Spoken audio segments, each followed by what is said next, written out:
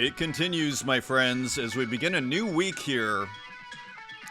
Incredible amount of incredible art has been crossing my desk here fabulously, and I can't wait to share it with you. Artist Journal, September 30th, 2024.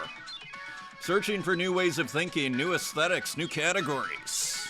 What will happen this show? I often ask myself. As I drink the coffee before pressing record. So welcome back. We have this awesome work here. A series of good decisions is what I kind of feel, how I feel about this. From my perspective over here, so many great decisions were made making this piece. Overall concept, awesome. And let me show you the title, Local Art Scene Group Critique Session. So this is by Salawaki, who often has, I'd say, a lot of humor in the work. The trout is kind of part of that humor, even maybe the interesting kind of shirt over the head. There is Salawaki, the figure, or at least the character, who is often in the work, discussing the work. And as she says here, the only ants in my house listen to me talk about my art. Only the ants in my house listen to me talk about the art, though I'm told they can't truly appreciate it. They are blind. This is my local art scene, my own bubble. So there is Salawaki busily trying to explain to the ants that are looking on here what is going on in this beautifully framed trout. I even love how it's just this simple trout here in a, almost like a scientific rendition of a trout.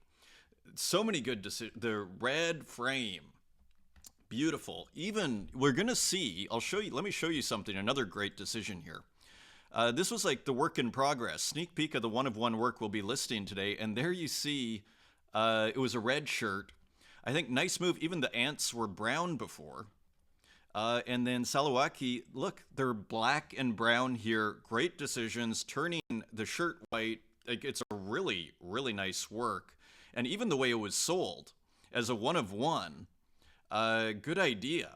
And it did really well, 169 Tezos, so rewarded by the market. Really nice kind of bidding going on here. Absurd Deity, Chris War, Aw Heck, who we're going to hear from shortly, Sabato and Mikkel Noelson.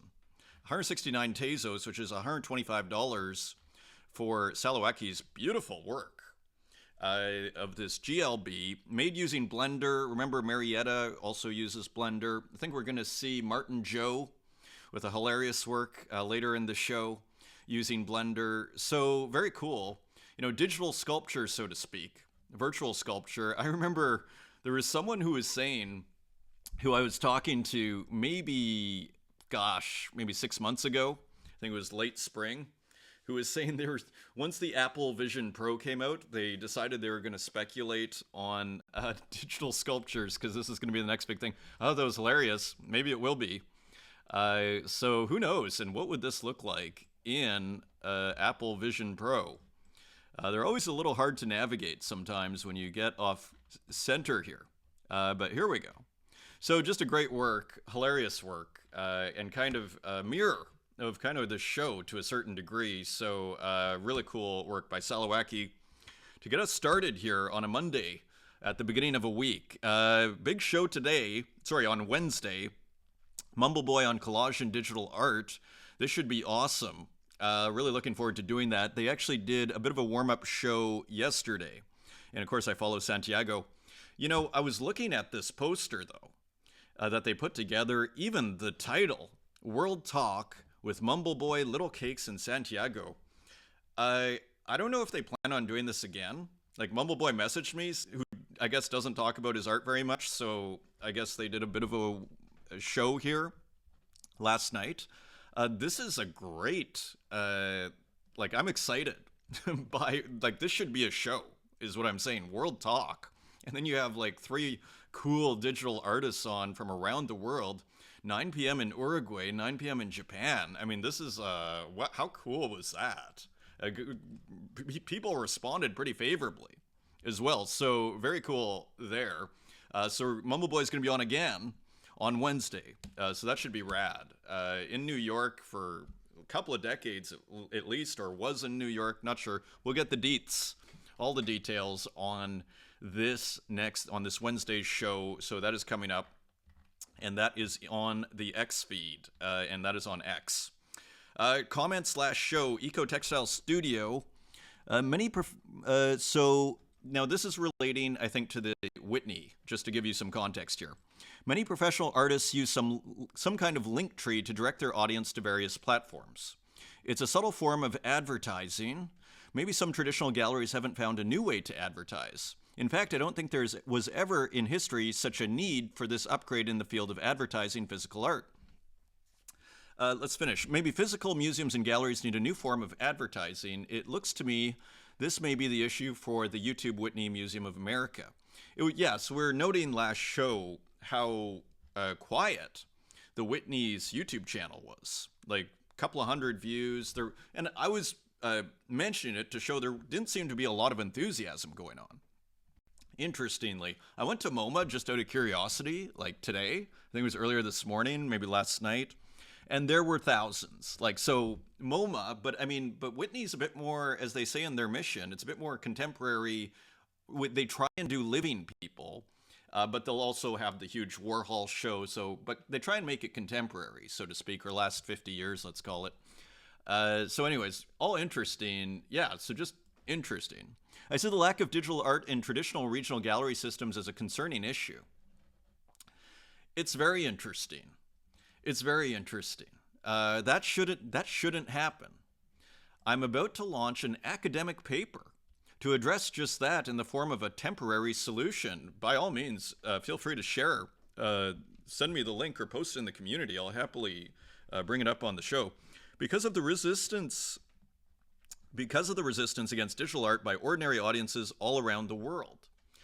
It is an interesting thing. Like what we look at here in the bubble, in our bubble here, is largely, I would say, it's very small. I think it has global accessibility. I don't think it needs to be small, but I think just looking at the number of collectors and the amount of familiar faces here and everything, it feels still surprisingly local, shall we say, to quote Salawaki on the local critique there. Adrian is right in questioning data.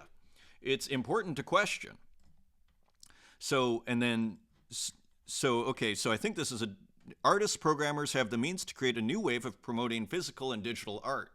We can and should lead a new wave for the promotion of art and integration of systems. It costs so much, though. Yeah, it's interesting. What I love about what's going on right now is I'm excited about this movement, which, and I've mentioned it many times, but just to summarize the point, it's very free market. And I feel like this is almost an inoculation, a cultural inoculation against what I would argue is a very tightly controlled contemporary art scene that we've seen for the last, I don't know, since the 80s, right? Very controlled. It feels, at least that's how it feels, right? A lot of gatekeepers. And so all of a sudden with, really with Tezos especially, but you could say with the blockchain, but that wasn't accessible to everybody because of cost. But what happened with Tezos in 2020, 2021, when Hen was launched, I guess that was 2021, then it wasn't expensive. It cost a couple of pennies. So then people from all around the world could then mint their work and sell their work on a credible platform.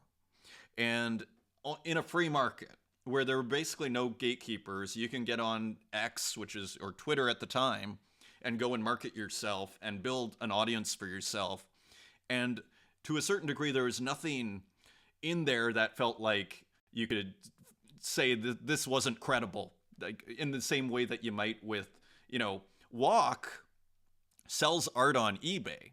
But I'd say for most people, it's kind of a hard, is this a credible way? Walk does it credibly and is it's part of the manifesto, so to speak, of Walk. And this almost, you see it in the pricing of his work. I'm going to put it for auction at one Tezos, and whatever happens, happens. Right. So with Walk, we're kind of getting a special case, I'd argue, of someone who's very conscious of how things are being sold as part of this kind of internet artists, right? Internet artists idea. Anyways, thank you for the program, and thank you for the uh, right in questioning data. We should, and it is just data, right? So we can make of it whatever we want. People can make of it whatever we want. Let's continue. I find the lack of engagement with the Whitney Museum YouTube channel interesting. I believe there's a reason why, but we're not allowed to talk about it on YouTube. So interesting, kind of mysterious here. I guess we could speculate on that, but let's put it this way. It is interesting, as we were just noting here. It was surprising. Maybe they just don't promote it ever, and maybe they don't have a link on their website, and maybe it's kind of a secondary thing, like, okay, we'll upload some videos. But remarkable for such a famous New York art institution of the Whitneys, a global brand. A little surprising, as we were noting. Heck. No need to tear down the larger established contemporary art world to uplift the digital arts genre, nor reduce the masterful work of Rafik Anadol and landmark announcements of RAS Dataland featured in a new Frank Gehry development, arguably the greatest living architect. That is a controversial statement. Lots of controversy around all of this contemporary art discussion. So let me just start with, because this is the premise that the whole comment is built on. I don't think either myself or Sabato also. I don't think either of us were tearing down the larger established contemporary art world. I kind of come out of it to a certain degree. To a certain degree. I mean, and who are, as I've mentioned in the past, who are my biggest influences, right? Or my favorite artists? It's like John Baldessari, late Richard Prince. I think we could call that contemporary art. So I don't think we were, saying this, I would hope you'd give us more credit than suggesting that I would say that this all sucks. That I'm doing one of those things. As I've mentioned many times in the past here, I consider it almost bad form to say like an artist sucks, or, to go and as Jerry Saltz did with Rafik Anadol, calling it the screensaver, and just kind of like this WWF sort of style way of doing art criticism, especially in Jerry Saltz's case, where's his art?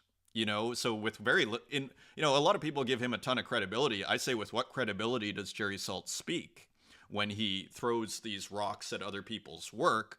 There's something to be said for understanding what it is to bare your soul out there and put it out for public consumption, discussion, and critique, and then and then see the challenges of making an artwork and everything, and then coming back, and as someone who does do that myself, putting out work for critique and to be discussed and to be seen, I'm very reluctant to go and start throwing rocks at other people's work, right? And it's just, again, I just think it's bad form. It's not the classiest thing. It is kind of like WWF wrestling. It's not the classiest kind of approach. So so there was I think this is kind of a straw dog or a straw man argument. I don't think this is true. I don't think we were tearing down contemporary art. We were saying, just finally on this, and then we'll continue the comment. What I was saying was, we were pointing out prominent contemporary art people, commentators, who are saying it's out of energy. We're pointing out that the market we're going to see another article here, is kind of like the bottom is falling out of it for many of the artists, not all of them. So are we just going to say, no, this is the greatest thing ever, and bury our heads in the sand? Should I not talk about it and say, and I agree with the commentators, and I would say, I've felt this way for a long time. It's out of energy. Again, when you go to too many of these art fairs that you go to, you see this almost remember we're hearing about Frederick Jameson and combinationism, I think they're calling it, where it's it's all been done, so now it's just about combination. And I was actually saying there's a virtue in that, because it's kind of how technology moves forward, but it's also just shows that there's this exhaustion of ideas. And why? Gave a very straightforward explanation, because it's not adopting the new technology, which is basically what art is, are these kind of inventive image-making technologies, right? So I think this is way too oversimplified here.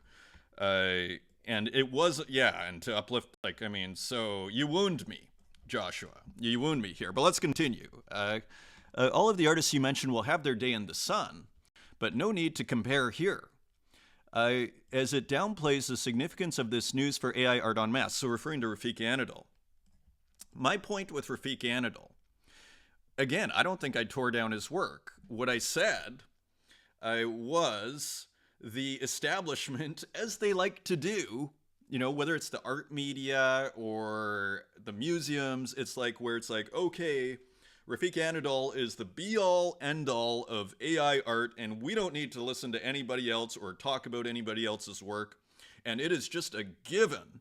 It is a constant in our thinking that Rafik Anadol is the greatest AI artist in the world, and is the determiner of all things AI art. And this is basically what's being pushed, I would argue, as a narrative.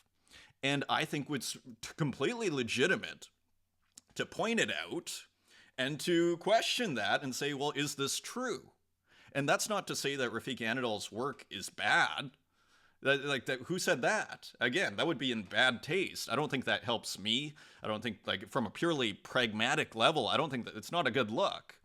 Whatever, like, again, and I've criticized, you know, pretty strongly Jerry Saltz in the past, you know, 150 episodes ago or whenever that was, for that very thing.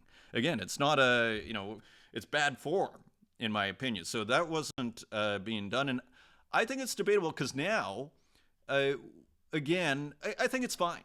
In a sense, it's whatever, because as long as there's a free market going on over here on the blockchain, as long as that exists, I don't really care, because that will have its own narrative, and which will keep these artists making art, which is maybe the most important thing.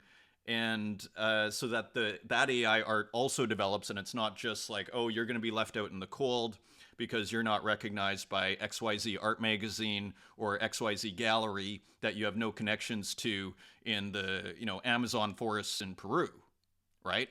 So let's continue. I also completely and wholeheartedly disagree with you and Sabato. The greater budding contemporary art world is electric and more inspiring than ever. So, yeah, I think there we are kind of disagreed, and I think that's okay to disagree on that. Again, sort of like what those commentators were saying, and maybe this helps kind of clarify the earlier lines here that we were discussing. I thought it was very observant of one of those commentators who said, is basically contemporary art kind of like a movement like any other? In a sense, as I was saying in an earlier episode, is contemporary art the new modern art? Is contemporary art the new modern art?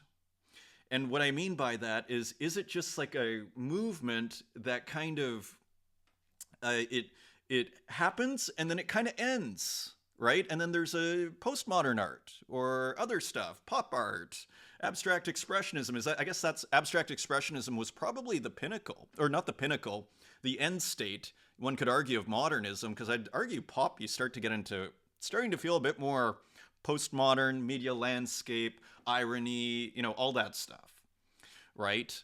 Appropriation, right? So it's almost like, I think if you had to put like a divider, if you were forced to, I'd sort of say where abstract expressionism and pop, although of course Warhol used, as well as Jasper Johns and other, Rauschenberg, they incorporated a lot of lessons from abstract expressionism, paint drips and all this sort of thing. So almost the flattening of the canvas, right? So, so let's continue. So disagree. Yeah, so, I mean, I'm sure we could say it depends on the show. Like, as people, just finally on this, like, you know, as I've said here before, like, if you asked me who my favorite artist was before I, like, you know, started going very digital here, or like before the blockchain, I was already very digital. But before I got into the blockchain, where all of a sudden before I discovered really what I'd call is this visual arts underground, this digital art revolution that's happening largely on Tezos, but across the blockchains, if you ask me who my favorite artist was, I'd say John Baldessari, where I saw an incredible show in Buenos Aires, where I mean, I was almost giving people tours that I was, going on visiting the museum with. I was like, well, this is incredible because of X, Y, Z, as well as like Richard Prince, who I'm not like huge on the early work. I'm kind of ambivalent, neutral, but the later work, again, very similar in a sense process to Baldessari. Inkjet, using printers, very kind of iconography, using a lot of iconography, really emphasizing and focusing on the mediums and traveling through different mediums, magnification, and how all of these things kind of interact and can be manipulated, so to speak, to represent the culture to us in a way where we can kind of see it with new eyes when you see the magazine things kind of blown up, and also there's a visual thinking at work, right? So it's not that I'm not inspired by individual artists at all. In fact, they're incredibly inspiring.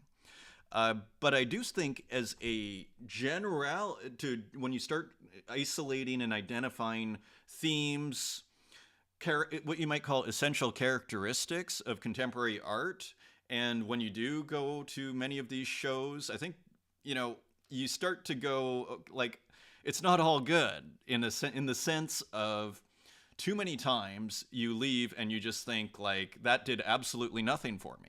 And we have to be able to say this without it being insulting. We're not talking about any individuals here. And I think, frankly, a lot of the people in the contemporary art scene would agree.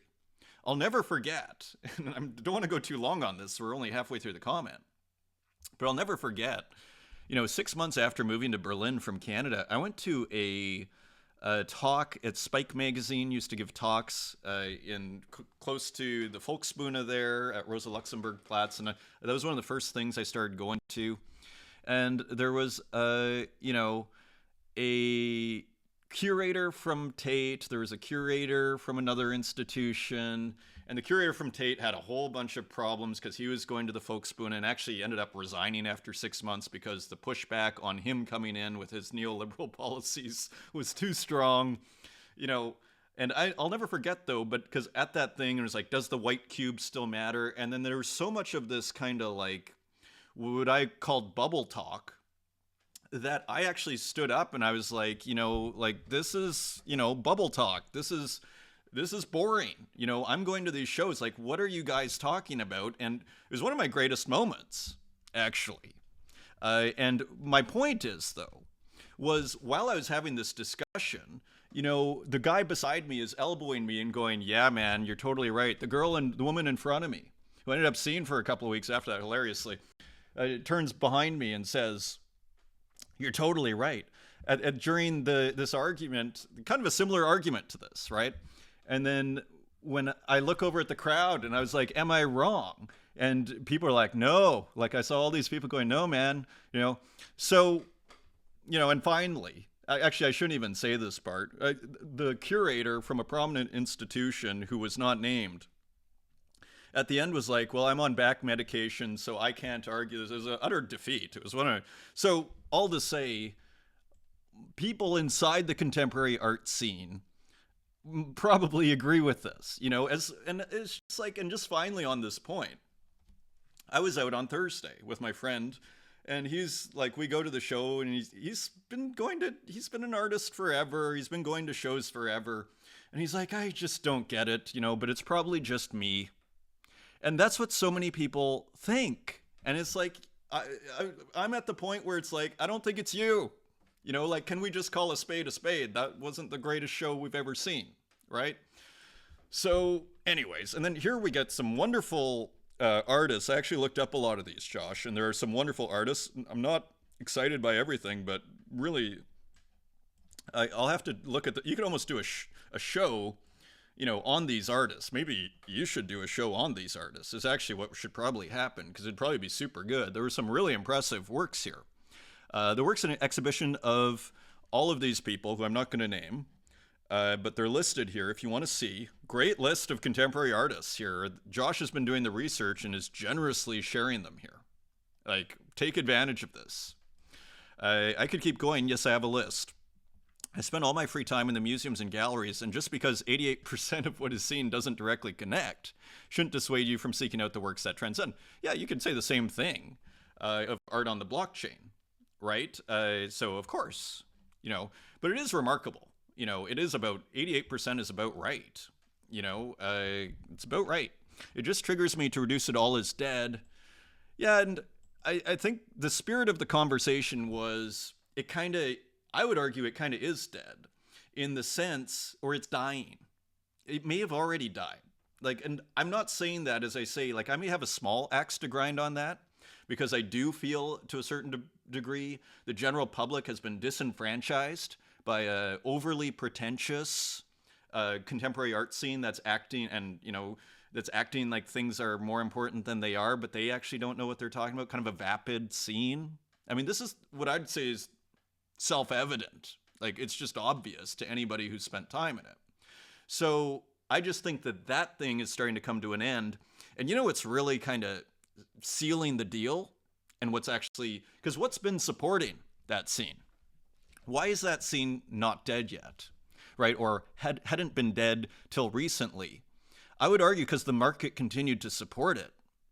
The market continued to support it, so I could be like, oh, well, that scene's out of ideas, but if it's still selling for $1 million for that thing, it's like, well, Adrian, what are you going to say to that? People are willing to spend $1 million, so who cares? Now, and we have another article here, I'll try and wrap this up here, but now we're seeing the bottom it's starting to crater. The bottom is falling out of this contemporary art scene. In large degree, there are exceptions, and that in itself is interesting. And that's, and why are there those exceptions? I would say because some works still resonate and people still see value there, but other works, people are panicking and going, oh no, I just spent $150,000 on something or $1 million on something that really I can't even get $10,000 for anymore, right? I was convinced by some art consultant, really, not because I was going with my gut of what I like, but just getting caught up and maybe speculating. And so, again, I don't think I'm saying as a movement, it seems to be ending. And I think the market is actually supporting it, as well as some of the most prominent critics in contemporary art are also observing it. So I didn't start this discussion, they did. And I think but I agree. And I've been and I've felt that way for a long time as far as the ideas. Again, when I go to when I go to the art fairs, so often I feel like I'm seeing the discussion between the artist and the professor, and what does that say? Right? I mean, and again, as they were saying quite brutally, those commentators, much more brutally than I am, but they're pointing it out, these basically rich kid MFA students, and as I'm saying, it's basically what it looks like, and as I say, nothing against being rich. There's nothing wrong with that. I aspire to be rich, but I'm just saying, it just is what it is to a certain degree, and maybe it's wrong, and maybe you're right. These are just opinions. Maybe it's going to keep flourishing, and it's at its best that it's ever been. So who knows? It just triggers me to reduce it all as dead and unfair to say contemporary art isn't the most exciting it's ever been. Digital art's underground is most certainly included, but let's not lose sight of the wealth of inspiration at our fingertips. So yeah, I mean, I think no one's saying we should. I show physical art here all the time, but I would say one final thing on this. Look at It's Not Gallery. I celebrate that gallery. That gallery is important. Culturally speaking, they are really bringing in the new generation of art. It's got humor, a lot of humor. It's got a kind of different kind of irony, almost like this millennial or even younger irony. There's almost like a TikTok humor to it. I'm getting back to the humor. There's the airbrush thing going on. That's really, if you're talking about contemporary painting, that's why I show so much of it. That's where the action is, as far as I'd say today. This kind of overly serious, there's a place for that. But I'm just saying, as a movement, as a thing, if that's how we're going to think of it, which is how I think we should think of it, history is our guide with Modern art, they probably thought modern art, like, how can there ever be anything after modern art? It's modern art. Well, there's postmodern art. And after postmodern art, what are we going to do? Oh, now it's contemporary art. And maybe that's just going to be one more movement, right? Let's continue. Thank you for the comment, Josh. Very interesting. And I tell you, this list right here, my friends, is worth a lot of money. There's a lot of value here. So take advantage. Thank you again for the comment. Cider, awesome episode, brother, and thank you for the appearance as always. Yeah, awesome to hear from you, Cider. Unfortunately, Art of the Millennium website does not support images higher than 1 megabyte, so if anybody wants to check full details, I recommend going to the actual NFT link on Super Rare Foundation. Anyway, much love, Poco. Cider, awesome to hear from you, Cider. Big fan of Cider's work, and I can relate to this. Like, I put a work up on Bitcoin, TR505, and it's like, maybe I can, shall I dare? Let's see if this brings up my page. It does. So I upload this work, and here it is. And then I can relate to this issue of like, and then it shows it like this, you know, and you put all this work in this piece, and then, but this is how basically the work is, right? And here it's like a little bit, because this is the original size, so it's kind of small. But you see, like, this is the work, but it gets turned into like this garbled thing, and yeah, so it's just I relate very much to the actual platform kind of in the thumbnail and just not getting your work seen. So yeah, something you got to do is actually just check the full details. Go to the actual original source file if you're actually into an artist and collecting. Thank you for the comment. PP Universal. Teeth is always inspiring in my life! Exclamation mark. Remembering the coffee with you and Marietta. Can't wait to do that again.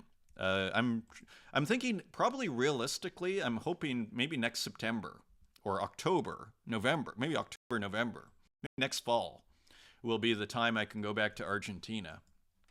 I would love to go and do that coffee again. Wish you were doing great. Hope you're doing great. Best of the Tezos from me to you. Bless. Just wonderful soul with PP there. Yoao Salazar, thanks, fam. Unfortunately, access to X is still blocked here in Brazil. Being here is always an honor. Thank you, and feel free to comment away, Yoao. Even if you're, you know, here's what I can do. Brazilian artists, I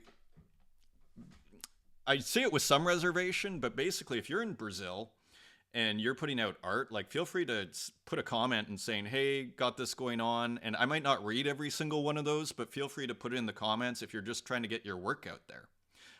And if there's not many, we can just go, okay, Yoao, if you have a new work, like, feel free to post it. Like, at least like, hey guys, I have a new work on Foundation, and then post the link. I think I'll see those posts, because it's really kind of distressing seeing what's going on with these Brazilian artists who are basically cut off from their collectors. I mean, it's really what's happened here with this deal on X. Sabato, who of course I follow. I brought this up because I wanted to just show, like, I don't think Sabato is also saying that it's all terrible. Yesterday, How to Be a Non became my most popular post on Tumblr. It makes me happy that the kids got so much appreciation for Hito style. So, kind of celebrating, I would argue, I think, kind of almost doing a kind of pastiche of sorts of Hito style's work, or, you know, at least a homage of sorts to Hito style. Beautiful piece here, by the way, How to Be a Non. So I just wanted to point that out. Like, so yeah, let's continue. Comments on X. Rosetio.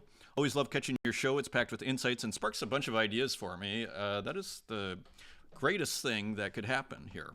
I totally see the connection between techno and digital art, especially when it comes to sampling. Indeed. It's a huge part of my process. Gathering samples is both super fun and a total headache at the same time. Indeed.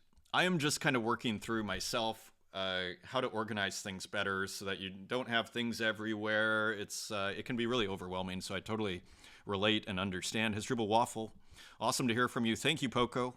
With regard to Snowman, it's an old DPaint browser doodle from last year. Sh is the sound of noise. Purse lips and make the sh sound. That is noise. Shh. Indeed, like waves hitting a beach or synthesized snares. So advanced commentary from Waffles here can also be shorthand for shh. Now, this is a family program, so I won't say that word, but you can read it. It is a choose your own adventure title. Hilarious and awesome to hear from you, Waffles. Believe we have a few more coming up this episode. Enigmatress, thank you once again for including me in your journal. Great to hear from you. Here's the original painting I worked with to create In Search of More Letters. How cool is that? So quite the transformation, isn't it, by this wonderful digital artist here, Enigmatress. Recent discovery just last week. Beautiful. Great color, by the way. I wonder how this would print. And how would you print it? Almost has a bit of a Rezo potential here. We're going to see some Rezo actually in a few tabs here. Let's continue. Absurd Deity, great show as always, Adrian. My comment today is actually on an older episode, 332. I'm working backward as far as I can, listening to your older episodes as I scan Object and X for more great art. Yeah, Absurd Deity is buying left, right, and center from what I can tell here. In that episode, you expressed how important it is for artists to link to the art. I 100% agree. As a busy collector, indeed, as a busy collector with many in real life responsibilities as well as simply far too much great art to collect, I am simply not going to search for a link to art unless I am so overwhelmingly enchanted that I simply must have it. Rare to be sure. In my humble opinion, artists need to ask themselves, why are they posting on X at all? If it's just a share for the dopamine hit of getting hearts and likes and comments, then by all means, fear the algo, gun for reach, and don't leave a link to your art. But if your goal is actually to have your art sold or collected, then make it easy for the collectors who do see your post to actually collect the art and post the link. Indeed. Indeed. So I totally agree with that. And I think actually just crystallized actually brilliantly in words exactly, you know, are you after reach or are you after sales? And brilliantly put, Absurd Deity. Couldn't agree more. Gelatin, great episode, thank you. Great to hear from you. Segundo, the artist. Well, I've never seen an art show like this. I don't know how to call it even. Nice to meet you, and thank you for following me. Well, thank you for the wonderful comment. And, you know, it's funny, like, it's like in my universe, this is normal, this show, which is kind of funny. So it's awesome to hear. It's also a weird kind of organic growth, because then people started watching it, surprisingly, and so it's had this weird organic growth.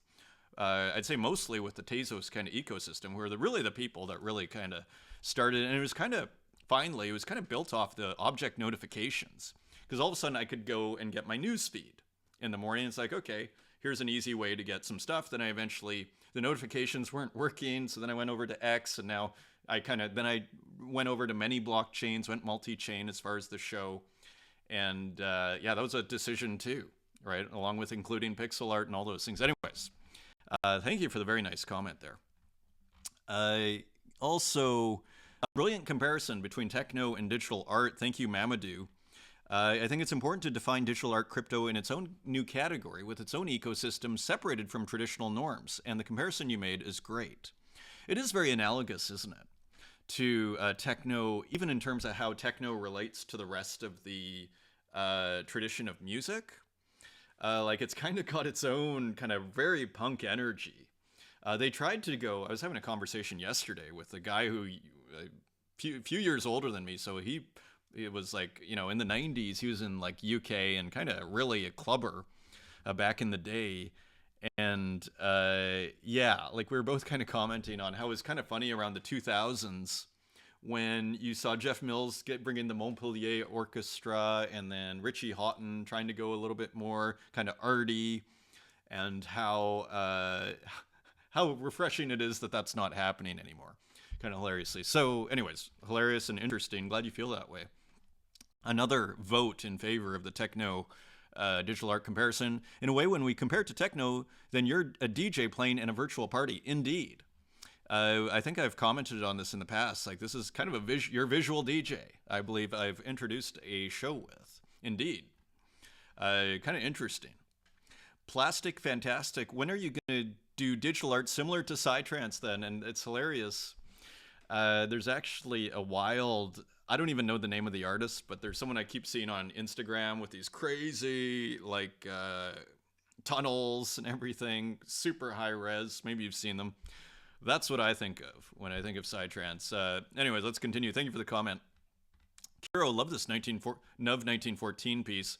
I actually tried to get it, but was 5 Tezos short. Yeah, who can't relate to that? Totally. Tornado Rodriguez, Rock Poco, thanks for showing my work. It means a lot to me. Absolute pleasure, Tornado. Out of Argentina, Kiro, also awesome to hear from you. And Marietta, thanks, Adrian. You're the best. And yes, you're right. Nomad Sculpt is an iPad tool for 3D sculpting that I love and use in projects along with Blender. So multiple softwares here. And yeah, this work was pretty special. I thought it would probably make a pretty good sculpture in real life. I don't know if this is ever done. How many people turn the GLBs? I suppose you could print them. Probably, I imagine like that's the software. You probably just plug in your GLB and tell them what materials you want. I don't know how it works. Braindead, great to hear from you. Nuv, awesome to hear from you. No Hygiene, awesome to hear from you. All these rad artists here. Hackin' Can Clink, I highly recommend visiting Foundation, where you'll discover the works of many incredible artists in the Mixed Genesis exhibition. Feel free to post in the community. Once a week is kind of the loose rule there. Jan Lucas Magone, the style is super beautiful. Techno. Beautiful. Pedro Jose, Artist Journal. Lily Illo, awesome to hear from you. So just rad scene out here. Let's continue just some works in the community. Psychofuturist. This was really cool. Another card for the tarot series I'm doing, trying to push a new card each day. Not always possible, but mostly I think today is Temperance. Thanks everyone for sharing and collecting. And yeah, so pretty rad work here by Psychofuturist. Have shown some of their work in the past, will continue to. So thank you for posting that and keeping it on the radar. Interesting pose here. Very interesting. Kind of reminds me of another sculpture I've seen. Interesting. The cups, so pretty cool looking tarot here. Nopala Tagal, interesting drawing here. And so, yeah, very beautiful, interesting drawing. Kind of spray, different brushes and illustration, very interesting. Skull Takes Gods and Probabilities, 2-frame GIF and audio track, digital drawing over AI output. Yeah, isn't this just kind of, to me, this is, like we see it with RJ, right? And it's kind of like, it's kind of always been the promised land, I would argue, is this idea that you use it as the source.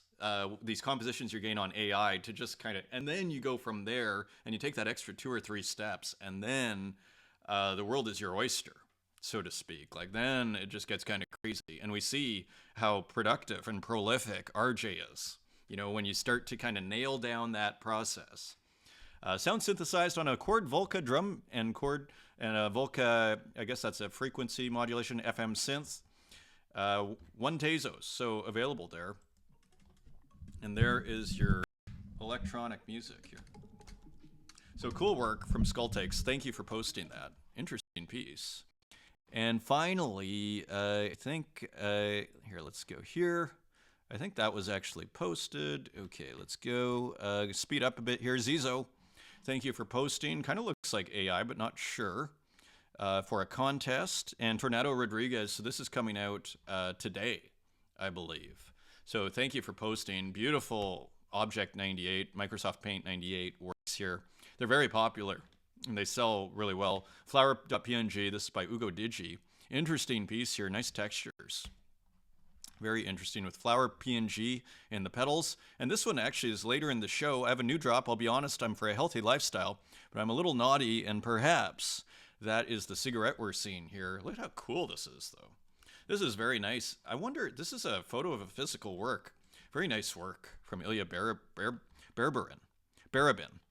Luke 500, you know, so this was an interesting post here. They did not throw the soup just on one, but on both sunflower painting, as the same day that 2 lady activists were sentenced to 2 years for a similar act in 2022 on the same painting. Yeah, and you wonder about the frames, because surely those are getting damaged here. So yeah, so it continues with the protests in the museums. You know, as I said in a comment, like, I mean, here you have this guy who suffered with mental illness and finally gets some glory. And so I just don't think it's the best PR campaign. I think it's like, I think it gets controversy. I think it gets attention, but I'm not sure it's the right kind of attention. right? So yeah, I'm not sure the strategy. Yeah, not a huge fan of the strategy there. B, shameless self-promotion, and so here, so a video here, so you can check that out. It looks kind of like AI video, so let's quickly scroll through that. So pretty cool. Music by B. Wise Ape. So interesting. Thank you for posting that. And Psychofuturist with another work, sharing one piece. So another tarot piece is Psychofuturist continues that tarot card series. Zizo, thank you for posting. And Zizo again. So try and do it once a week. Otherwise, I'd say it's best if you just pick your favorite work, post once a week. I should put that in the rules, though. It's a reminder. And also, Austin, you just realized, awesome. Very cool. Work on wood, interestingly. Paint and charcoal on mounted plyboard. Very cool. And Zizo, yeah, you see, you overpost, and then it turns into, then people aren't excited anymore. So I'll try and post once a week. It's better for you. And it's also about letting other people's works kind of shine too, right? So just pick your favorite work and post once a week. Rosacho, I need to put that in the instructions. So weekend experiment. So I brought this up actually. So look at how cool this is. Rosacho, think this is like also what it's all about there in the community. Look at this free software online. I was testing it. I was trying it out. Very cool. Thank you for posting. Very useful tool. I actually need a tool like this. Like it kind of solved a problem I had. Thank you for posting that. And I actually brought it up. Texadelic, thank you for posting also. Very cool motorbike there. And some outlines of people. And Louis JPD we saw last time. I actually brought it up this episode. So here it is. And you get started and there you have it. You see all these different ways of rendering things. The gradient one, it does tend to get a little bit stuck on. So I'm not quite sure why. You actually have to hit back and then you go maybe to here. This one I think is digital. Or sorry, pixelated. And look, the pixel size. I think the pixel size thing I like the best. Ironically, just these little tools, little things. The control you have is pretty rad. So that's posted, tools.app. It's posted in the community. Okay, finally, we get to more Bear Alert. So Katya Kazakina, the art detective. Bear Alert, auction prices for many artists are in free fall, but some emerging works climb higher. At sales this week, estimates were notably lower, and some consigners took haircuts. So just a couple of things here. So there's the bear in the tree that Katya saw, and she's wondering, here we go. The global art trade finds itself in a bear market. Following two vertiginous years unleashed by the pandemic when prices soared and investors feasted. Key indicators have turned red. Consider some half-year metrics. Total sales generated by Sotheby's, Christie's, and Phillips were down 29%. The average price of an artwork sold at auction fell 26% to $27,000. Auction sales in the ultra contemporary segment declined 39%. So you're seeing, again, the market is starting to weigh in on this. And sales of art for $10 million or more, it's sort of like live by the sword, die by the sword. If people, let's say, like if the art media is going to justify an artwork as being good by the price, then you also have to, it's a double-edged sword, right? And sales for art over $10 million or more were down 30%. You can find, I'm actually surprised it's still doing that well. Because when sentiment shifts on something like this, it can really shift. Quote, and here's a quote. Financial markets are at an all-time high, but people are super anxious and desperate to get out, end quote, of all the art they bought, a collector told me this week. So, we were discussing season opening auctions in New York, contemporary curated, post-war to present, new now, right? So, yeah. Maybe just a little more here. Estimates were very conservative across the board. Works are priced to sell with no reserve. Lots appearing more frequently. At Phillips, anonymous sellers include the disgraced producer Scott Rudin. Christie's will resume its sales. So, are there any other kind of observations here? And here, one collector, the art market is bottoming out right now. So someone who's seen opportunities here. So interesting. So you're always going to get divergent views here. And here, just one more quote. Quote, "What hasn't collapsed?" An art advisor exclaimed when I pointed out these disappointing results. And this is fascinating. I'm glad I found this. But there were some bright spots. At Phillips, works by Richard Prince, Theaster Gates, and Alfred Leslie exceeded their high estimates. So there's kind of a winnowing out that's going on, I'd argue, between the things that are seen to be, I would argue, standing the test of time, and those that are thinking, okay, and the money talks in the sense, like, it does say something, as I've long said here. It does say something. It's not everything. Because otherwise then people just put all the money in, and then it's like, okay, that's the greatest person ever. Kind of a similar thing to what we saw with Beeple. I mean, why is Beeple considered the greatest digital artist? Because he's made a $69 million sale. I mean, isn't that the reason? So, and maybe there's something to be said for that. I'm not saying there isn't, right? But I mean, so the market has but it's not everything, as I long have said here. But I think Richard Prince, like, to me, that says something like, oh, quality, quote unquote, or stuff that has the perception that it will stand the test of time is doing great. It's sort of like Magritte is, I think, breaking records too, interestingly. I think surrealist art has been long undervalued, and it's only in the last 5 or 6 years that it started to get basically what it's valued at, what it should be valued at, I would argue. So I think we can leave it there. We've been here before and we'll be here again. We've seen a huge move down. Perhaps like the bear, we reached the bottom. Let's hope we'll also have a soft landing. So he continues out there. Great story as ever from Katya Kazakina, the famous art detective. Max Osiris. I see so much incredible art being sold for way too little, and so much lame art being sold for way too much. So just another angle on this whole discussion. # crypto art. Interesting. August Ground, feel like between RJ and Scamra and these, and I think I brought this up. I brought this up this is by Tugcan. I brought this up in the AI section. Thank you, August, for highlighting it. There's a new figurative trend that is super exciting. Interesting way of putting it. There is something to be said for that. Like, I thought a kind of a pressing thought or an interesting observation. 808 on-chain collector. As a passionate collector, I understand that aspiring up-and-coming artists may see me as a potential new collector source of revenue, but in my case, the moment an artist approaches me in comments or in the direct messages trying to show me their collection, chances go to zero that I will ever collect a piece. Question is, how do I convey this kindly and constructively so that the artist can fine-tune their approach moving forward? I don't want to be a jerk, but this is not the way, in my opinion. Yeah, I think it has to be more subtle. Like, the collectors want to discover you kind of on their own time, on their own volition. And so probably the best way is maybe, if I had to be super pragmatic and giving advice, comment on what they're doing. And maybe they start to see you or follow you back, and then all of a sudden they start to see your work. Like, let them discover you. It's just take a bit of a longer midterm view of get to know them. In a sense, like, be interested in what maybe 808 is doing, 808 on-chain collector, and say, oh, that's really cool, all this on-chain stuff. And then maybe they go, oh, that person's nice, and then they check out your work. And then they go, oh, I really like their work, rather than the DM say, please buy my work. It doesn't work that well. Tornado Rodriguez, a new Paint 98 is coming. So did we look at this? I'm not sure, but it was in the community.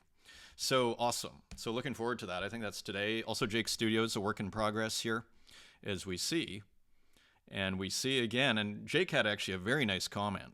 I sometimes forget to bring up the retweets that people do of the show, where they also put in comments here. He was commenting, I'll try and remember to bring that up.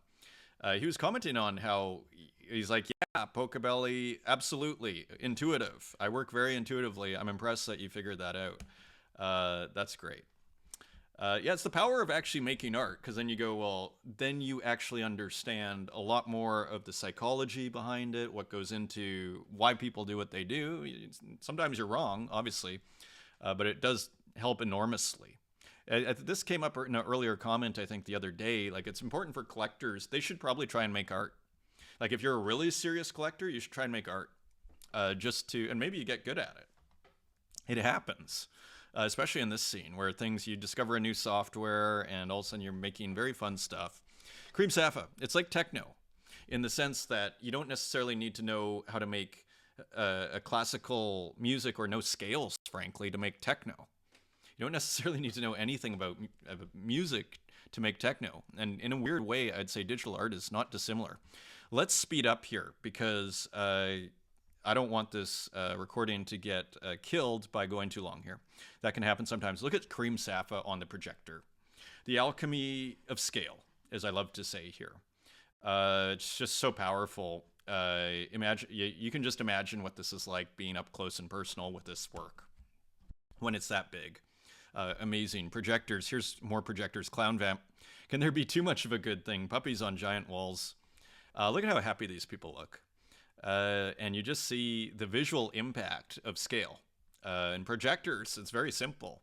So that's from Mike Barron and Bodo Dow for the curation. Subjective, New York City. And Polygon 1993, creating a card game. So this is the power of being focused and not trying to do too many things. You can just go, okay, I'm going to make a card game now. How cool is that? Look at that beautiful packaging. Super cool. Let's continue. Lone Wick, I'm happiest when I'm deep in the creative process, working on something that feels worth finishing. A few steps past the initial ideation, after I've iterated and uncovered key elements, and I can see something real taking shape, that's one of the most fulfilling moments of being alive. I think that's really interesting observation. Like, it rings true.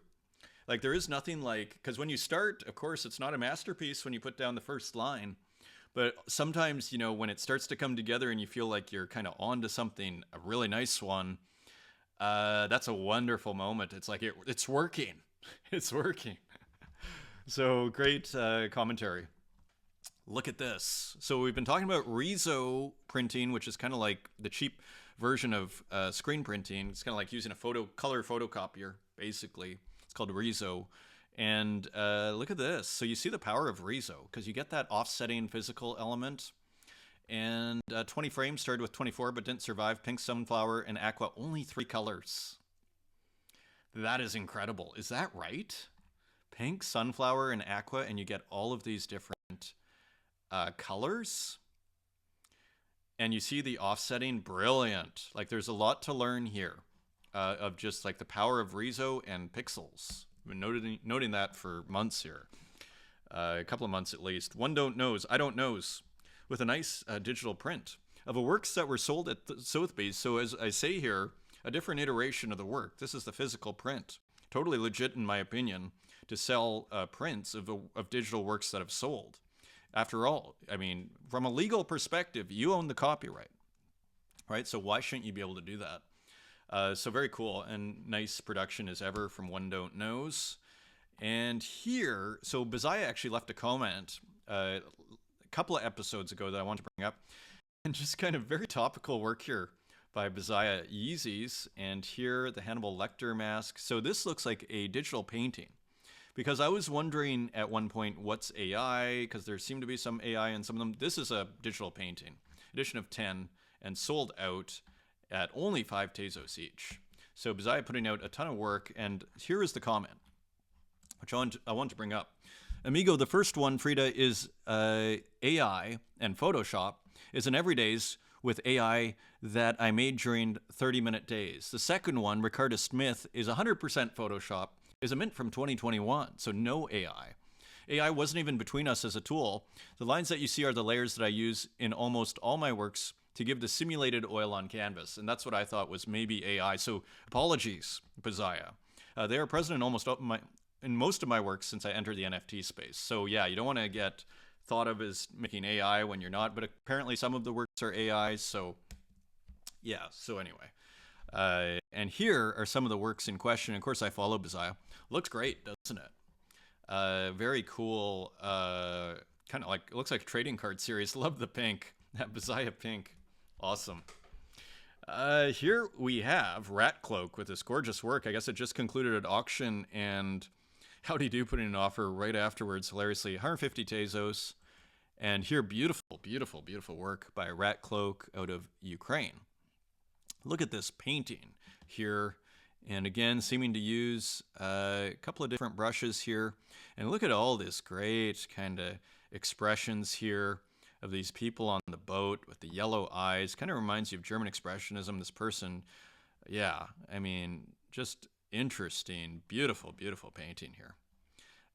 Stunning. And the color, I mean, overall, the whole thing. If you go on the Instagram, maybe on Ratcloak's X, I should have brought it up, but there's too many tabs here. You can see the original that Ratcloak used as for a reference, and it's quite different. Like just using certain areas, it was in black and white. Love the text at the bottom too. This is beautiful. So just another beauty from Ratcloak there. Here's Martin Bruce. Great to see Martin Bruce on the scene. One of the most original artists on the blockchain without question. And here you just see Martin Bruce at work. Look at this landscape, just the decisions. Love it. Love it. Love it. 700 by only 700 by 846. Sold for 300 Tezos to heck within like an hour, probably within minutes. So the market continues to impress out here. Idilio, obra de Tarsila do Amaral. So I actually realized I actually knew the artist. I don't remember the name of the artist, but the artist we were looking at that I didn't think I knew, that always portrays the corpulent figures in Latin America, Obrador maybe, or something. Yeah, I do know that artist. And what's funny is, so I looked up this artist, Tarsila do Amaral, who this work is based on, and I didn't find the individual work, but I did see this work here. This was in a Latin American show in a museum in Buenos Aires. And yeah, so this is kind of in kind of a well-known, I was told this is a very famous work in Latin American art. So here's Tarsila do Amaral. So learning here too. I didn't see the original right away, but so yeah, so here, another beautiful homage here by Nuv, 1914, just spectacular series. Let's continue, and here's RJ. The Bull, edition of 10, and selling out at 35 Tezos. People excited to buy there. I mean, RJ has been pretty impressive here. Seemingly using, I suspect, AI, and then what looks like different kind of screen renderings, really, and fill. And the magic wand here, AI and pixel painting, and then turning it into a GIF. There is collage, interestingly, 1,000 by 1,000, edition of 10. So as you see here, the bull, so selling well. Here are the wolves, and this sold within minutes, 333 Tezos. Sold like within 3 minutes on the weekend here. So very cool external area here. Nice margin, and here's another one, the garden. So as August Ground was saying, kind of some new kind of figurative kind of moves here. Looking works, nice painterly textures, also by that one's still available, and the family dinner, also by RJ, and this is owned by Neon Monk. So more cool artwork here. And look at these great fills here. Wonderful. Wonderful, wonderful. Let's continue. Michi Asu, a positive moment. This is awesome. Let me...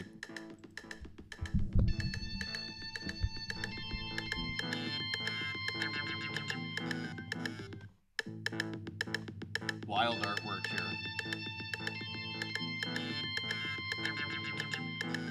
Very cool. You know, I never brought up that news article, but there was some prominent gallerist who was like, saying how they liked challenging works and how, you know, works that you just have no idea how that person ever could have come up with that. That's kind of where I'm at here with Michiyasu. Feels so good.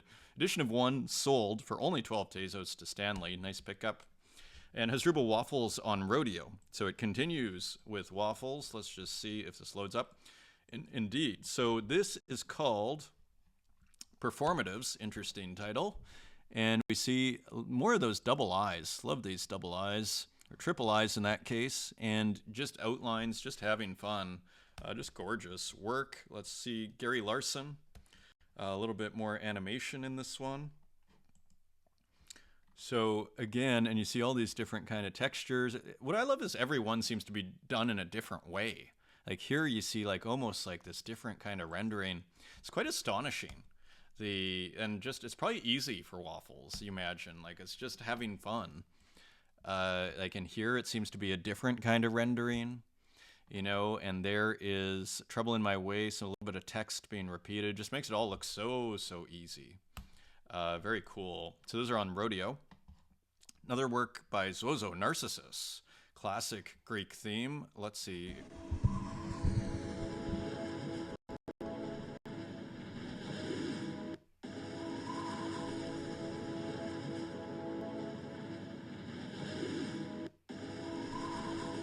Totally awesome. And there is Narcissus there looking over into the pool.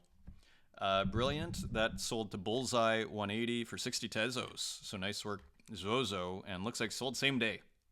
I mean, these artists are selling out like kind of across, maybe not everybody, but like a lot of artists are selling out. Here's Mumble Boy, who will be on the Spaces on Wednesday, Amateur Rhythm. Very cool piece here. Again, combining digital and physical collage, maybe some photography, some digital elements like the gradient. Edition of 1, only 16 Tezos. Very cool. Here's another one. Summoned my inner Santiago to title this piece. Finally reaching the destination, only to find that I've already been here. 1 of 1. So again, we'll see Mumble Boy on this Wednesday's Space. So very cool artist. Been around for a while. A lot of experience there, I think out of New York. Don't Buy. Exit. So I think these are previews of a show. And these cool dudes, or people, that are made of cursors here. And of course you recognize the style, kind of like the blue screen of death. So there's that. Actually, let me stop that. And this is awesome too, work in progress. This looks great. All the feedback, these people made of cursors. That looks like a still. Also amazing. And here's another one, Game Over. Let's see if this... Interesting audio. Pretty, feels like a gallery here, doesn't it? Feels like a contemporary art museum in the vibe. Very cool. From Don't Buy. So I think there's a big show coming up by Don't Buy right away in the next week or two. Speaking of Santiago, here's edition of 5 for 25 Tezos by Santiago. Massive abstract here. I risk crashing my computer to load this up, but here it is. You see there's a lot of AI, a lot of collage, a lot of elements from Santiago. So you see all of the incredible work that goes into this. Very cool abstract, right? Huge title. I will not venture to try and read that. So it looks like there's one left. Absurd Deity picking up one. And here's another Santiago as we run through the show here. Eras of Heroes Over. Interesting title. And here another abstract. This is on Object. So I'm not going to push my luck and zoom in on that. 10,000 pixels approximately. Here is Recollapse, GM. So interesting painting here. I never saw this one there on Tezos. So interesting painter, digital painter, all sorts of interesting work. And different kind of little areas. Looks like a boxing ring, someone on a computer, drawing on a computer, and all sorts of stuff. Cool texture. This was interesting too, Bidala. I'm bored. So a drawing from Bidala.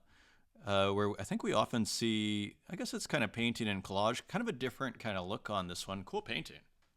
Kind of looks like a Procreate, if I had to guess. Let's continue. Zesis Bliatkis. I don't know if this is a new work by them. I don't show their work enough. Very interesting artist here. They had a nice profile that Accomparts was putting out, who of course I follow. Beautiful work. Really interesting. I think uses Microsoft Paint. Really interesting artist. Again, it's like mental note. They need to be more on this show. Very interesting. Goyong with work, Goyong Fine Arts. So yeah, always cool over there. Beautiful still of some flowers. And here is Wasteman Goldminovich, Retail Park.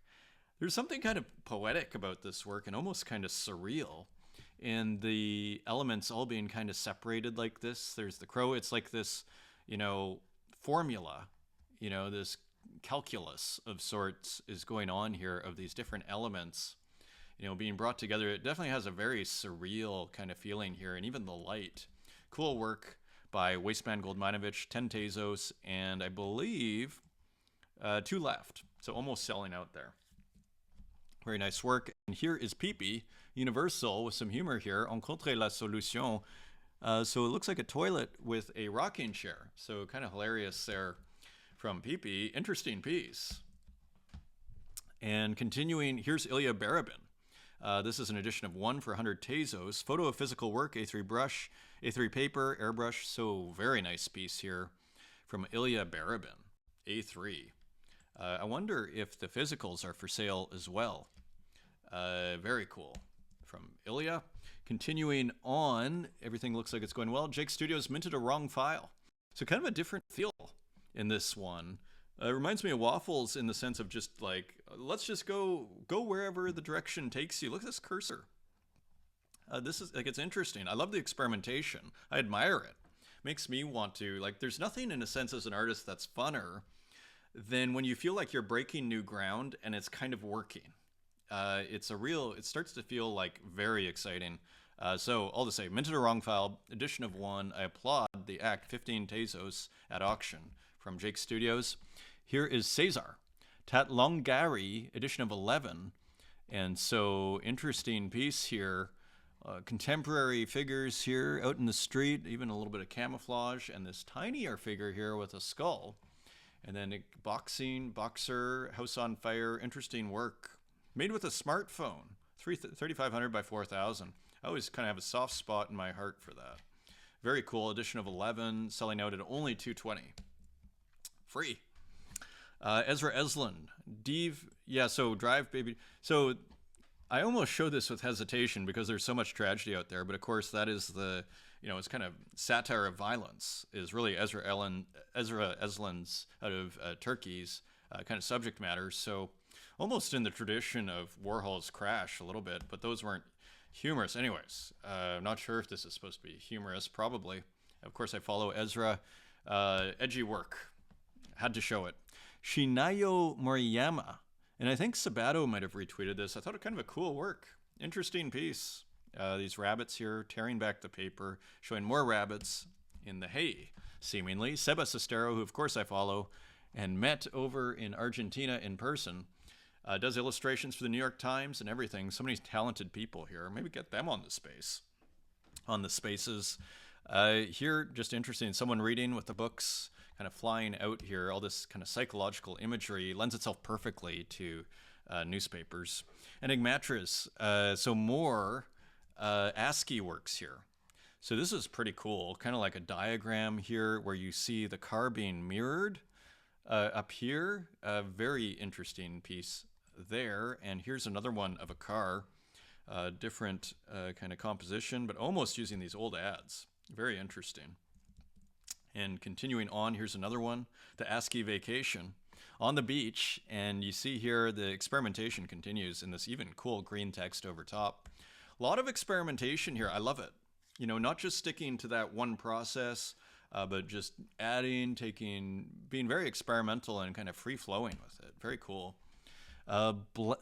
Blank Expression, I think is the title here. Edition of 7, 6 Tezos. Look at that. Kind of a wild work here. Cool kind of internet work. Interesting gradient here on the computer, kind of retro computer. That is 6 Tezos, edition of 7. Here's a Game Boy, Broken GB Color by Muji. Cool subject here and pretty hilarious, actually, with, again, retro gaming consoles, and then breaking the screen here and even breaking it in half. Edition of 8 and 1 sold so far to KF. Here's a cool work by Cap'n. I think it's under the Cap'n name. This is on Sur app. So just putting out a ton of work here.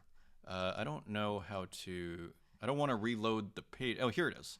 It kind of works as a kind of diptych too here. I guess that's just the two that Cap'n has in this series. That's on Surreal app if you're looking for some Cap'n works. Let's continue, and then also on Rodeo continues to post. Let's see if we can make a big, okay, so basically that was the normal size.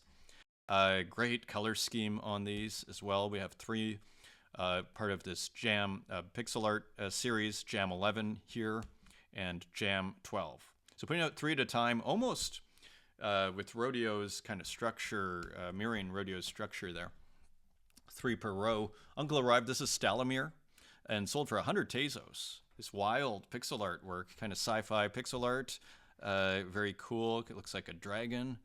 Uncle Eric, kind of ancient and futuristic at the same time. Very cool pixel artist. Here is Semha, who I think just had a big show. Actually, if I'm not mistaken, here's a piece that crossed my desk over here. Cool work. I think this is part of that show, kind of animated. We've seen some of their work before, part of the Object Gallery edition of 1, and at 1,052. Nice sale, $757 to Capricorn so far, and not even over yet. Mark Travai, Cypress, kind of has a bit of a... I think of Van Gogh with Cypress, but here we've seen Mark Travai's work before. I recognize the color scheme, kind of pixel art in yellow and black and gray, I guess. Minimal pixel art landscape edition of 10, and sold out at only 3, Tezos 33. Here is Element Lee. As we continue our DJ set here, look at how cool this is. Love the kind of roughness of this, or the looseness, again, the textured pixels, this very cool historic architecture, awesome, always unpredictable. Here's another one, Lanterns. Very cool work by Element Lee as usual. Here's Green Ginger, Race of Heights, cool kind of buildings. We were seeing another artist, I think, do some buildings as well the other day. Interesting color scheme. Very cool. So edition of 15, only $250. Here's Ile. So I believe no reference Monica by Ile on rodeo.club. So you can get this on Rodeo. Beautiful piece here. I love the big size of it here. So really nice drawing. Can't remember what Ile used. D-Paint, Deluxe Paint. Very nice piece. Let's continue. Emmy Pixel with more pixel art. Time for bed. So cool work here. Love the scale on this one, and this little tower with the clouds going by at sunset with stars. I mean, totally awesome. Edition of 1. How much did it sell for? 10 Tezos. Pretty reasonable. And here is Chris War, who is saying there's a new design by Braindead, also known as rightclick.dead, who of course I follow. Let's see if we can get that working. Look at all this great music equipment. Of course, Chris War, electronic music artist as well. And yeah, very cool. There we go. So cool animation, and there's the turntable, the synth, the mixing board, just awesome. Kit Velo, VFX, cool pixel artwork, I guess, animated abstract, let's call it. And here's another one by GIU NFT, Pixel Dream 08, Time Traveler. Interesting piece, kind of a similar color scheme from a series called Pixel Dreams. Looks like it's code. Here's Takashoshi, Life in Pixels. And here you see just kind of a cool little pixel art movie. Love the golf. I remember Bite by Bit doing some golf there too. Taka presents Life in Pixels. So doing golf. Love it. And there's more. So this is part of a series. So almost like an ad. Very cool. Great title for a show. Here's Kyle Flemmer. So this is, I believe, almost positive that this is on chain, as you can see how small it is, and it can be magnified. If you put this in Photoshop, like this can be just magnified infinitely. And very interesting piece here, and it's always more kind of seductive when it's on chain. Not even putting it for sale. Or, sorry, offer came in at 50 Tezos. There's something very special about putting things on chain.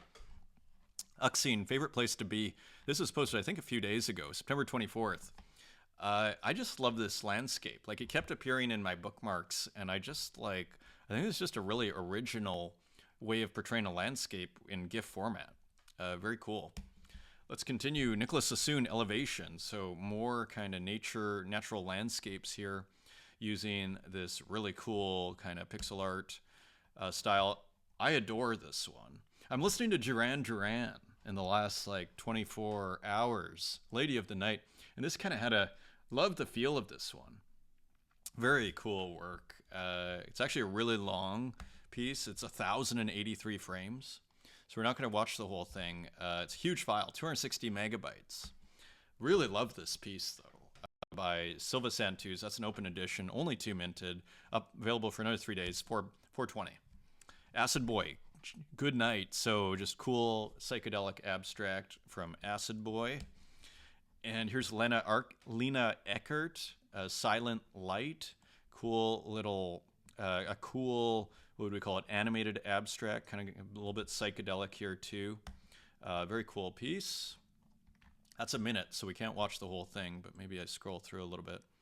So, yeah, so cool work from Lena Eckhart. Again, Silent Light. And here's Louis with that work that we're seeing now minted, Mitograph Series number 1, now available for 18 Tezos and looks like sold out at 220. That's how you do it. So, you know, if you're, especially like people who are new, I tell them keep it cheap so that you sell out and then you raise your prices from there very slowly.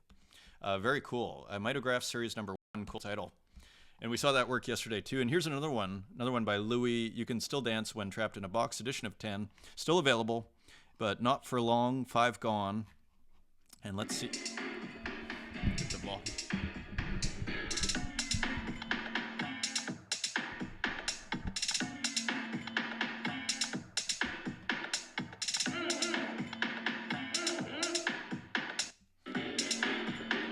Interesting piece here by Louis. So more, I guess that's like CGA, Animation Blender, Ableton Audio, song excerpt from Japanese Sausage by Louis JPD, available on all platforms. So more music and visual arts colliding here. And here's Bosque Gracias, Fantasy Chapter number 20. So not sure if this is using maybe a glitched camera. It might say here, so this is in rural Italy. Daily video harvests of a journey through Europe. I was seeing some of that when I went out for lunch with Bosque in August. That was awesome.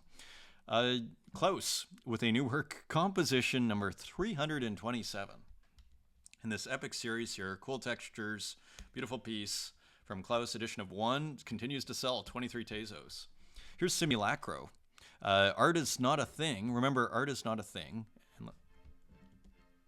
And I may kill the audio in case of copyright there, which probably changes the piece. So forgive me, Simulacro.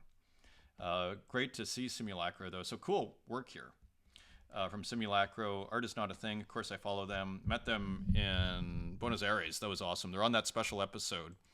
So check them out. They're on Object. Here's Marietta. This is part of a larger work. But I thought this was actually this could almost work as a piece. These shoes, there's so much detail in them, and they're so kind of well done. This could be a piece, is what I was thinking to myself, just kind of interestingly. I thought it was, and then I went and I found the other piece, and it was like, oh, it's a large piece. It's like a full person. Parsa Mostagame, very cool. Parsa Mostagame, I'm a blacksmith. Another day, I'm a backer. So some 3D, so you see, Parsa Mostagame, in the studio, seemingly. I didn't realize that this is how some of this work is made. I mean, amazing. Virtual studio, amazing. Agnes Evergrace with kind of a cool, kind of looks like CGI, kind of 3D work. Not sure what this is. Kind of looks like a figure that's upside down. Very interesting. No details given. Cool piece. And here is that GLB by Martin Joe, BB Bear Black Paddle, Kinky Bears. Again, this is crying out for a real world version, isn't it? That maybe 3D printed, I don't know. But yeah, with GLBs, I'm sure all the hard work has been done here. All you got to do now is probably send it to somewhere to get printed. Edition of 10 for 3 Tezos. Here's Renki, edition of 1. And it was great hearing from Renki the other day, kind of a mysterious figure. And I've shown so much of Renki's work. It's hilarious. Like almost every show, I want to say. Kurikara, edition of 1, and loving this new color scheme. Always inventive. Just a rad artist. Edition of 1, not listed. Human by Definition. We've been seeing some of this ASCII abstraction, animated abstract. Different colors coming in, letters, text. As we go into AI, here's Scamra, TT. Very nicely textured work here. Again, seems to use stable diffusion, that textual inversion, as they're calling it. Look at these colors. Totally original. Super interesting AI artwork. Stable diffusion and diffusers textual inversion. Edition of 1, now at 14 Tezos, 44 Tezos cents. And Yigo Bilbao, another Mickey-looking work, almost starting to fuse with the other work. Interestingly, with the other, I don't know if it's AI, but the other work by Inigo Bilbao. Very cool. Here's Yoa Yin, Play Take 1, 2024. So again, experimenting with a slightly different series here now. Cool AI painting, I believe, and digital collage. There's AI, digital painting, and collage, I believe, in their work. Tukes, The Garden Where Color Speaks, in Yoayin's work. The Garden Where Color Speaks in Silence. Beautiful work by Tukes here, as usual. Always super interesting. Here's Lily Illo, Self-Data. So cool AI painting here by Lily Illo. As we move towards the end of the show, here's a new person, Tony Wallstrom, that I hadn't seen before, and I believe this is AI as well. And we will attempt, as you can see here. So kind of interesting AI painting by this artist. A lot of texture there, Untitled, Sonder sketch number 3. And this was August Ground posted this. This is by Tugcan. So, you know, referencing more interesting figurative work here. Observantly, Nobody Told Me, edition of 1, and that sold for 20 Tezos. August Ground, huge collector and supporter of the scene. No hygiene. Look at this one. I'm almost surprised it only has 2,000 views. This is gorgeous. So original, and it's so great to see this artist go through such challenging areas and then end up somewhere so interesting. Reminds me of 1914. Very cool. Kanik Zapata, No Wonder. So interesting kind of text work in this series. Writing poetry with a computer. Yeah, so very interesting approach to poetry here by Kanik Zapata. Such an interesting, prolific artist. And here's Filippo Francocci as we go into the physicals. Pretty sure this is physical. Cool work there. And we have another one, clearly physical, going on black paper. It's another, I've done a little bit of work on black paper with acrylic markers. It's a very interesting way of working. There's also some, you know, Element Lee talking about the screen and the negative space. Yeah, very cool. This was a showstopper. Claudia Bertrand is the artist. I think this is a showstopper. You could have opened the show with this. What a painting. And really, I mean, it's probably just taking a still from the internet. But what a painting. I just think this is incredible. Like, it says so much, and it's just amazing painting. Claudia Bertrand. So, yeah, huge fans of contemporary art in certain respects here. Of artists, shall we say. Kristen Hjellerdy is, I think, is this show going to be in Berlin? No, West Palm Beach. They must be ready for another show here in Berlin. Rebecca Brodsky, so interesting artist here from the Christian Hjellerdy Gallery. Another interesting artist we've been following, Jesse Makinson. Realms opens today at Carl Friedman Gallery. Really interesting, kind of, I'd almost want to call this the neo-surrealism, I say with some reservation. Bobichik Mattia, Cabo. So interesting work. We've looked at a ton of this artist's work. This is Cabo from 2024, oil and acrylic on canvas. Very interesting artist. Here's David Hales, who I've been following forever. Just a really talented and super prolific artist. And here is Moto Mohiro one more time with the skull for a hat and other skulls there. And finally, here's Ilya Barabin again, one of one for 100 Tez. Nice work. Available on Object. And that, my friends, is your show, clocking in at 1 hour, 28 minutes. Thank you for joining. And come join me with Mumbleboy on Wednesday. Until next time, take care.